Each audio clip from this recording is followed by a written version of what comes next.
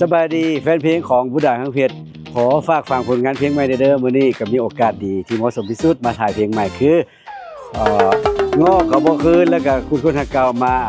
รีแมทมาน่ะเฮ็ดหยังวะหยังก็มาลิมิตเนาะ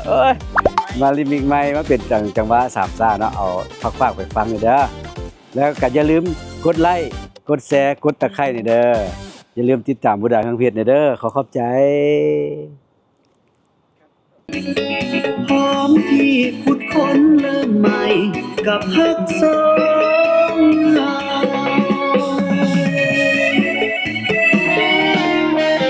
มีบ่อกหักมันเจ็บคักเมื่อเจ้าตัดใจเจ็บคักอยู่กลางหัวใจสิสู้จังใดเมื่อบ่มีเจ้างอกระบอกคืนบืนหักแต่อีฝ่าย